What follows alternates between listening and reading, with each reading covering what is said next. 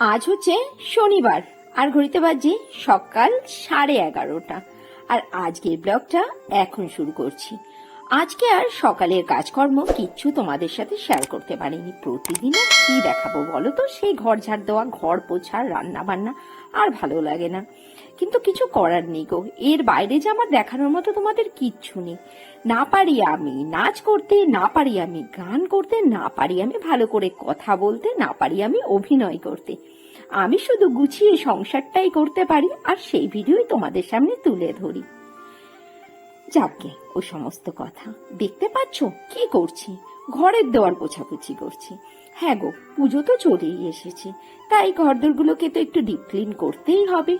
Putty করা ওয়ালগুলোকে যদি একটু শ্যাম্পু আর একটা স্পঞ্জের টুকরোর সাহায্যে, বা স্পঞ্জের টুকরো যদি নাও থাকে তাহলে যে কোনো একটা সুতির কাপড়ের সাহায্যে যদি ভালো করে রোগড়ে জল দিয়ে আবার ভালো করে পুছে নাও না, তাহলে খুব সুন্দর পরিষ্কার হয়।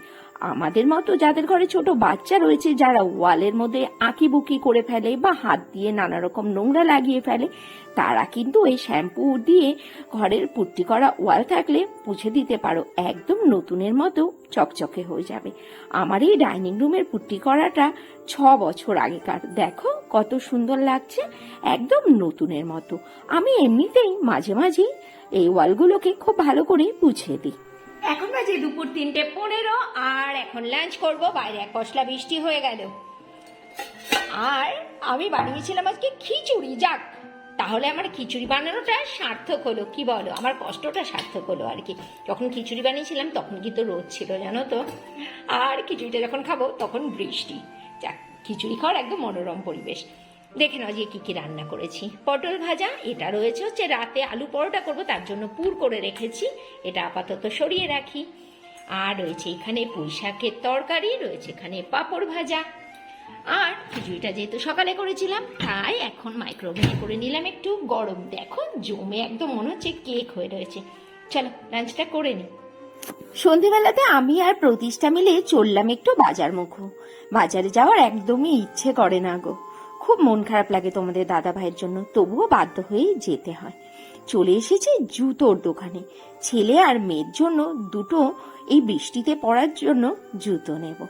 এই যে নিয়ে এসেছি, এটা হচ্ছে প্রতিষ্ঠার জুতো আর এটা হচ্ছে ছেলের জুতো। মা আর এটা হচ্ছে আমার ভাইয়ের ছেলের জন্য, এটা ভাইয়ের মেয়ের জন্য, আর এটা ছোট মেয়েটার জন্য, 3 জনের জন্য 3টে গেঞ্জি। মাসি দিয়েছিল এদেরকে টাকা, ভাবলাম টাকা দিয়ে কি আর কিনে দেবো, ছেলে মেয়েকে কিনে দিলাম জুতো, আর ভাইয়ের ছেলে মেয়েদের জন্য 3টে টি শার্ট নিয়ে এসেছি।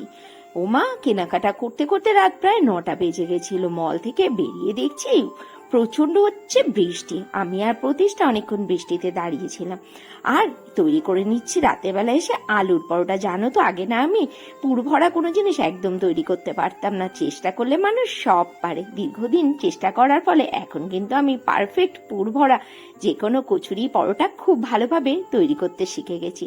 আজ রাতের খাবারে রয়েছে পরোটা, দই, টক দই আর সস। চলো, এখনো যারা ভিডিওটাতে লাইক করোনি প্লিজ একটা লাইক করে দিও, নতুন বন্ধুরা সাবস্ক্রাইব করে নিও। আর আজকের ব্লগটা এখানেই শেষ করে দিচ্ছি। সবাই খুব ভালো থেকো, সুস্থ থেকো, সাবধানে থেকো। দেখা হচ্ছে আবার নতুন আরো একটি ভিডিও সঙ্গে নিয়ে। Tata, good night.